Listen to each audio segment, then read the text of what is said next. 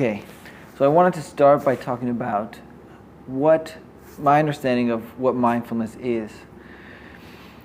There's the bigger umbrella that is known as meditation, and what I've been thinking of a lot lately is I think of it as similar to, it might sound weird up front, but ice cream, right? I use this model of like relating meditation to ice cream.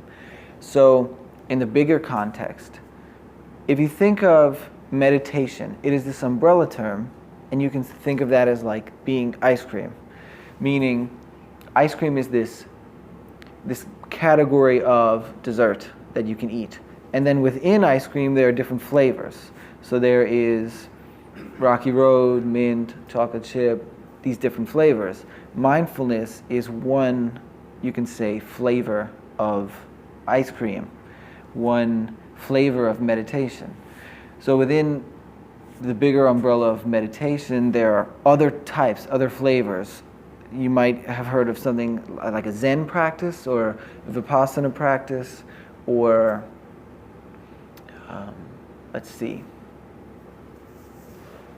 chanting, mantra practice, or guided visualization, or insight practice. These are all different flavors or other types of meditation.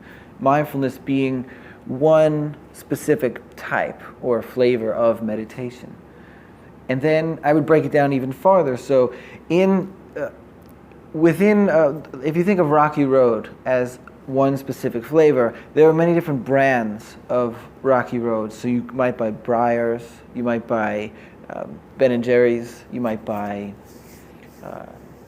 there was another one. Haagen-Dazs, right? So there might be these other brands that you buy. So the different brands of mindfulness you might think are, there's mindfulness-based stress reduction. That's one specific brand of mindfulness, or packaged. One way that it's packaged. That's the one that I'm trained in, that I've been getting certified over the past 8 years to teach. And in that process of getting certified, I have had to go on 4 different meditation retreats. Some of them are as long as 10 days at a time in silence. And I've also had my own personal practice, which I have practiced over the past 8 years. And also part of my practice was I had to take an 8-week course in mindfulness-based stress reduction. So in my specific certification in mindfulness-based stress reduction, that's just one way that mindfulness can be packaged. Does anyone have any questions at this point, or no? Okay. There are other ways it can be packaged, like traditional Buddhist mindfulness practices, which mindfulness-based stress reduction is a secular practice. So there's not any religious affiliation with it. It's just the mindfulness practice is filtered through this secular. It's like more of a. There's a lot of basis in neuroscience, and it's more based in science. So that would be, different brands, Rocky Road, Breyers and Haagen-Dazs. Then within mindfulness-based stress reduction, and bear with me, so it's a large question, what is mindfulness? What is meditation?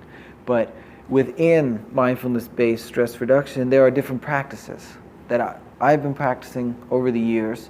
There's the practice of connecting with your own body, connecting with your own breath, connecting with your own heart, connecting with sensations, external stimuli like sounds, understanding on a deeper level your own thoughts, your own emotions. So this is kind of like what I think of in the Rocky Road, like the nuts, like the walnuts, the marshmallows, the raisins. You can keep breaking it down. So there's this umbrella of ice cream, which can be broken down into different flavors. Rocky Road, which can be broken down into different brands of Rocky Road, and then what's within the Rocky Road itself. Same thing in mindfulness. It's a type of meditation. I'm teaching and certified in a certain type of mindfulness, and within that mindfulness, there are different practices. So that's a long-winded way of saying today we'll be practicing 1 or 2 of the specific practices that are within this specific type of mindfulness, which is a specific type of meditation. You with me? Yes. Is that at all confusing? No? Okay. Some questions that I have gotten, some frequently asked questions about mindfulness-based stress reduction, which is the specific type of mindfulness that I teach, is one practice better than the other? So within the practice, there is the practice of the breath. There's the practice of focusing on the body, what is known as the body scan. There's also yoga practices, simple hatha yoga practices within mindfulness-based stress reduction, bringing attention to thoughts, emotions, and the question might be, are one of these practices better than the other? Is there one that I should be focusing on more than the other? And what I have found to be true over time in my own personal practice is they all serve me in different ways. So the breath, the practice of the breath helps me with concentration. So if I choose to bring attention to my breath if I'm sitting in a period of practice and bringing attention to my breath and my mind wanders from that, or I start to have an emotional reaction, or I start to have the impulse to get up and go do something else, coming back to the breath over and over and staying there helps me with my concentration and also discipline, being able to commit to this practice and stay with it. So what has happened for me in my life because of that is I'm able to be more disciplined in other areas of my life and also less distracted, more focused. And I can kind of link that specifically to the practice of the breath. It has given me the ability to be less distracted because I've practiced this specific practice which helps me with concentration. There's also the practice of bringing awareness to your body in what we call in my training the body scan. So that is bringing awareness to different parts of your body in a specific sequence. So bringing awareness to your legs and then moving up your legs throughout your body, maybe your head and your hands and your arms. And what this practice has done for me in my life is it has helped me live from. Traditionally, I live in a very cerebral place where a lot of my life is concentrated in thoughts, and I spend a lot of time lost in my thoughts, or I have historically spent a lot of time in my racing thoughts. Is this one that some of you can connect with? It's a pretty human thing.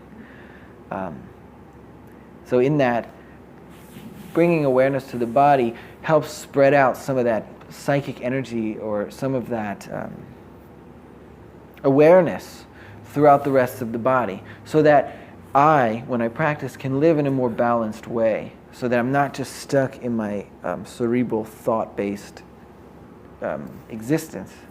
So that's kind of how the practice of the body has helped me. There's also the practice of the heart, or what is known as the metta practice, and that has helped me with how I treat myself, like bringing more kindness to myself and recognizing that I have needs just like any other person in my life, and it helps me consider those needs, and it helps me bring compassion to myself, where historically I've had an easier time bringing compassion to other people, but when it comes to bringing compassion to myself, it's much harder. That's what I would put into the category of the heart practice. There's also the awareness of the thoughts, right, and emotions. This is part of my practice as well. This has helped me become less reactive to the emotions that come up in my life. So in the past, where I might have been more consumed by emotional reactions that come up, I'm not saying that the emotions don't come up. They still come up as they always did, but there's more space for them to exist in. So I can recognize them arising in this awareness that I've practiced. And I use that word over and over, practice. It's something that I've had to work at very hard with a lot of discipline. So there's all these different parts of the practice. I teach, the 8-week course that I teach is over 30 hours over it's actually 9 weeks. So it's a lot of material, and it's hard for me to fit everything that I've learned and practiced in those 8 weeks. So it's even harder to then try to come here today, and it's like you have 30 minutes to explain the stuff that you've been practicing for the past 8 years, and it can be difficult. So I know that I'm sharing a lot of different things with you, but it's all for the purpose of trying to give you some context of the practice that we will be doing. The practice that we will be doing today, we'll be doing 2 different practices, the practice of the breath and also the heart practice. So I'm hoping that this introduction at this point has given you some context of, okay, these are certain practices that are within this specific type of mindfulness, which is a specific type of meditation. Another question that a lot of people have is, how do I get started? How do I get started with this practice? And it really can be it could be as complicated as, you can go along a path like I did and go on these retreats and study these different types of meditation and practice. Or it could be as simple as you can sit down for 10 minutes one day in your home in a comfortable place and pay attention to your breath. And it really doesn't have to be more complicated than that at this point. So at this point I'm going to turn off the mic